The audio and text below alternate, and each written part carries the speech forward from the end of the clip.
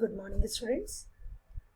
बेटा आज हम चैप्टर का अगला टॉपिक शुरू करेंगे। मैंने आपका शुरू किया था haloalkanes and haloarenes chapter और बीच में आपको रूल्स एक्सप्लेन किए how to do the nomenclature. IUPAC nomenclature हम कैसे करेंगे उसके रूल्स दिए, उसके प्रैक्टिस क्वेश्चंस भी आपको दिए। आज हम चैप्टर का अगला पार्ट शुरू करेंगे क्लासिफिकेशन। हम लोग क्लासिफिकेशन करते हैं या क्लासीफाई करते हैं haloalkanes and haloarenes को कौन कौन सी कैटेगरीज के बेसिस पर। देखिए पहले तो हम सिर्फ सिंपली कि उसमें कितने हेलोजन एटम लगे हैं उसके बेसिस पर उसको क्लासीफाई करते हैं। और दूसरा क्लासिफिकेशन इंक्लूड होता है हमारा कि कार्बन जो लगा है उस कंपाउंड में वो कौन सा हाइब्रिडाइजेशन रखता है। कार्बन के 3 हाइब्रिडाइजेशन पॉसिबल होते हैं, sp3, sp2 एंड sp। ये मैं आपको लास्ट ईयर एक्सप्लेन कर चुकी हूँ। कार्बन 4 बॉन्ड्स बनाता है और कार्बन में जो पॉसिबिलिटीज होती हैं वो sp, sp2 और sp3 हाइब्रिडाइजेशन की होती है। इसीलिए पहला जो हमारा क्लासिफिकेशन का पॉइंट है on the basis of the number of halogen atoms. Halogen atom अगर एक है तो मोनो हेलोजन डेरिवेटिव होगा, अगर हेलोजन के एटम 2 हैं तो डाई हेलोजन डेरिवेटिव होगा, और अगर हेलोजन के एटम 3 हैं तो ट्राई हेलोजन डेरिवेटिव होगा, और अगर उससे ज़्यादा हैं तो हम क्या कहते हैं पॉली हेलोजन डेरिवेटिव हम वर्ड यूज़ करते हैं। अब यहाँ पर हम डिस्टिंक्शन ऐसा कुछ नहीं करेंगे। देखिए ये हमारे हेलो एल्केन्स हैं और नीचे जो एग्जाम्पल्स हैं वो हेलो एरीन्स के एग्जाम्पल्स हैं, ठीक है। तो हम उसी हिसाब से दोनों को एक जैसा ही क्लासीफाई करेंगे। मोनो हेलोजन में एक हमारे पास हेलोजन है, डाई में 2 हेलोजन एटम्स लगे हैं हाइड्रोजन को रिमूव करके, और ट्राई में 3 हेलोजन के एटम्स लगे हैं 3 हाइड्रोजन एटम्स को रिमूव करके रिप्लेस करके। तो this is about the one type of classification which is based on number of halogen atoms.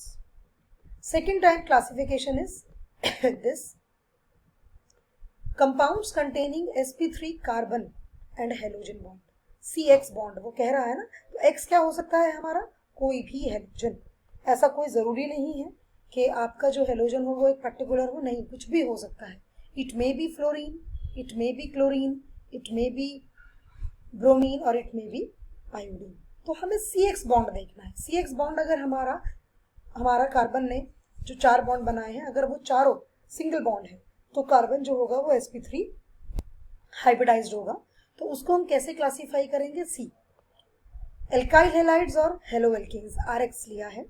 जब हमारा जो कार्बन है, जिस कार्बन से हमारा हेलोजन अटैच है, अगर वो सैचुरेटेड है, सारे सिंगल बॉन्ड्स बना रहा है, तो that is sp3CX compound, sp3CX compound है। अब देखिए यहाँ पर एक हेलोजन लगा है, यहाँ पर ये चेन है, नॉर्मल चेन आप इसको कह सकते हैं, R' का मतलब यही है। यहाँ पर R', R', तो ये सेकेंडरी कार्बन हो गया, और यहाँ पर तीनों ही हाइड्रोजन को रिप्लेस कर ग्रुप लगा दिया, कार्बन लगा दिया, तो this is your tertiary hydrocarbon या टर्शरी हेलो एल्केन आप इसको कह सकते हैं। तो पहला क्लासिफिकेशन तो हमारा हुआ कि हमारा कार्बन कौन सा हाइब्रिडाइजेशन रखता है। sp3 हाइब्रिडाइजेशन के केस में हमारे पास 3 पॉसिबिलिटीज पॉसिबल हैं। पहली पॉसिबिलिटी प्राइमरी कार्बन की, दूसरी पॉसिबिलिटी सेकेंडरी, और तीसरी पॉसिबिलिटी हमारे टर्शरी कार्बन की। इसी में हम अब थोड़ा सा चेंज करेंगे। अब ये जो एल्काइल हेलाइड जो वर्ड हमने यूज किया है ये हम यूज करते हैं हेलो एल्केन के लिए, ठीक है। अब अगर हमारा जो कार्बन sp3 हाइब्रिडाइज्ड है उसके जस्ट एडजेसेंट वाला कार्बन डबल बॉन्डेड हो तो हम क्या वर्ड यूज करेंगे। आप पहले ये समझने की कोशिश कीजिए। ये कार्बन है जिससे मेरा हेलोजन लगा है, ये कार्बन है जिससे मेरा हेलोजन लगा है, उसके जस्ट एडजेसेंट वाला कार्बन अगर डबल बॉन्डेड हो, एलाइलिक ग्रुप जो होता है हमारा कार्बन कार्बन डबल बॉन्ड का, उसके बारे में हमने बात की है। तो दूसरा क्लासिफिकेशन हम sp3 हाइब्रिडाइजेशन में कहते हैं एलाइलिक हेलाइड्स। तो ये आपको दोनों तरह के एलाइलिक हेलाइड्स मैंने दिखा दिए हैं, एलिफेटिक भी और एरोमेटिक भी।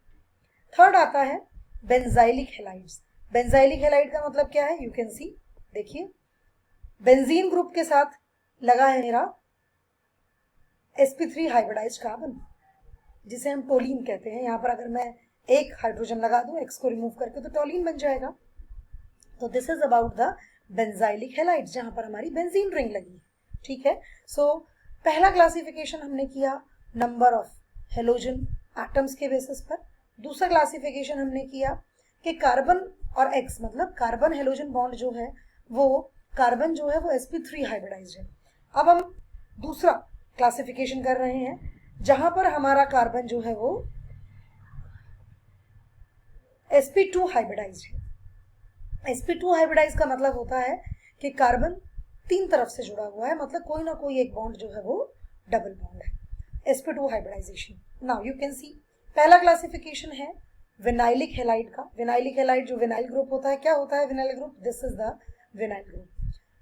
कार्बन वही कार्बन है, एक्स लगा है, डबल बॉन्डेड कार्बन है और दूसरा कार्बन जुड़ा हुआ है।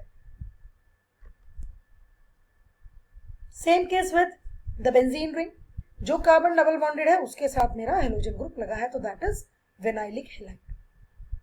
Then aryl halide. Aryl halide का मतलब है डायरेक्टली अटैच्ड होगा बेंजीन रिंग से।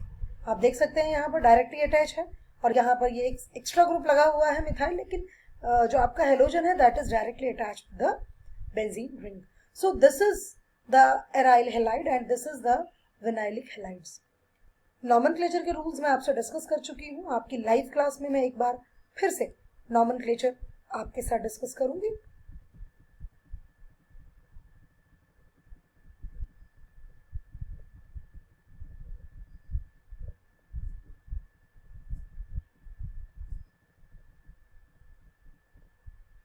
Now nature of CX bond. अब हमने कार्बन का जो हेलो एल्केन है या जो हेलो एलीन है उनका क्लासिफिकेशन हमने अच्छे से पढ़ लिया। हमारे पास क्लासिफिकेशन आ गया है हेलो एल्केन्स एंड हेलो एलीन्स का, जिसमें हमने 3 तरह का क्लासिफिकेशन पढ़ा। पहला क्लासिफिकेशन था हमारा जिसमें कि हमने पढ़ा नंबर ऑफ हेलोजन एटम्स के कितने नंबर ऑफ हेलोजन एटम्स लगे हैं, उसके बेसिस पर हमने क्लासिफिकेशन किया। दूसरा क्लासिफिकेशन था हमारा जो हमारा CX बॉन्ड है वो sp3 हाइब्रिडाइजेशन रखता है, और तीसरा क्लासिफिकेशन हमने पढ़ा जो हमारा CX बॉन्ड है वो sp2 हाइब्रिडाइजेशन रखता है। तो this is about the classification. ये क्लासिफिकेशन है हमारा फॉर CX बॉन्ड। अब हम पढ़ेंगे what is the nature of CX bond. बेटा नेचर ऑफ CX बॉन्ड तो बिल्कुल क्लियर है, एक्स हेलोजन है और हेलोजन जो है वो हमारी पीरियोडिक टेबल में इलेक्ट्रोनेगेटिव एलिमेंट्स हैं। These are electronegative elements. अब हमारे हेलोजन्स जब इलेक्ट्रोनेगेटिव एलिमेंट्स हैं तो उसमें एक चीज तो बिल्कुल कॉमन है कि जो बॉन्ड है उसमें पोलैरिटी परमानेंटली रहेगी जब तक वो बॉन्ड रहेगा। जब तक वो बॉन्ड रहेगा तब तक उसमें पोलैरिटी कंटिन्यूएशन में बनी रहेगी, क्योंकि हमारा जो शेयर्ड पेयर ऑफ इलेक्ट्रॉन है कार्बन और एक्स के बीच में, हेलोजन के बीच में, वो हेलोजन अपनी तरफ अट्रैक्ट करेगा क्योंकि हेलोजन जो है वो ज्यादा इलेक्ट्रोनेगेटिव है इन कंपैरिजन टू कार्बन। जैसे ही shared pair of electron halogen की तरफ अट्रैक्ट होगा, पार्शियल चार्जेस डेवलप हो जाएंगे, डाइपोल डेवलप हो जाएगा। Partial positive charge is achieved by carbon and negative charge जो है वो हेलोजन के पास होगा, and this leads to a number of properties. बहुत सारी प्रॉपर्टीज को ये डायरेक्ट करता है CX बॉन्ड, ठीक है। अब हम अगर देखें as we go down the group in the periodic table, size halogen atom का इंक्रीज होता है। फ्लोरीन का साइज स्मॉलेस्ट होगा, तो जैसे जैसे हम डाउन द ग्रुप चलते जाएंगे वैसे वैसे हमारा जो हेलोजन है उसका साइज बढ़ता जाएगा। फ्लोरीन का साइज सबसे छोटा है और आयोडीन का साइज सबसे बड़ा है। तो नेचुरल सी बात है बेटा, जैसे जैसे हम डाउन द ग्रुप जाएंगे वैसे वैसे हमारी बॉन्ड लेंथ भी बढ़ती चली जाएगी, ठीक है। जितनी ज्यादा बॉन्ड लेंथ होगी उसको तोड़ना उतना ही आसान होगा, और अगर कोई भी बॉन्ड आसानी से टूट रहा है तो वहां पर चेंजेस करना भी आसान होगा। So some typical bond length and bond enthalpies और डाइपोल मूवमेंट जो है वो टेबल में समराइज किए हैं। हम उस टेबल तक चलते हैं जरा। You can see this table, आप इस टेबल को देख सकते हैं। बॉन्ड लेंथ 139, क्लोरीन के साथ 178, ब्रोमीन के साथ 193 एंड आयोडीन के साथ है 214। CX बॉन्ड एंथैल्पी जैसे जैसे डाउन द ग्रुप जाएंगे वैसे वैसे डिक्रीज होगी because bond length is increasing और bond length will be and bond length एक दूसरे के इनवर्सली प्रोपोर्शन है, एंड डाइपोल मोमेंट भी डाउन द ग्रुप जाने पर कम हो रहा है, पहले बढ़ा है थोड़ा सा फिर कम हो रहा है। क्यों हो रहा है?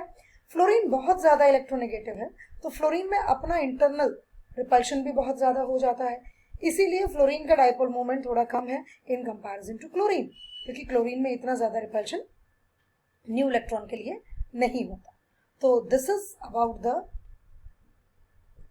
Carbon, nature of carbon halogen bond. एक कार्बन हेलोजन बॉन्ड का नेचर के बारे में था कि हम किस तरीके से कंपाउंड्स को देखेंगे। एक पॉइंट मैं और यहाँ मेंशन करना चाहती हूँ, मैंने आपको कार्बन के दो तरह के हाइब्रिडाइजेशन तो पढ़ाए, sp2 and sp3। sp hybridisation भी मैं आपको बताना चाहती हूँ। sp हाइब्रिडाइजेशन का मतलब है नेचुरली जहाँ पर ट्रिपल बॉन्ड है।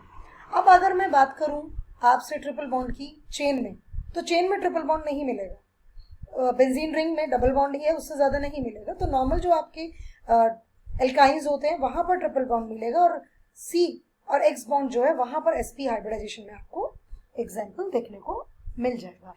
तो this is about the classification of the carbon x, carbon x कह लीजिए या हेलो एल्केन्स हेलो एरीन्स कह लीजिए, और दूसरा what is the nature of CX bond, whether it is halo alkane और whether it is halo arene. तो this is for today, thank you and have a good day.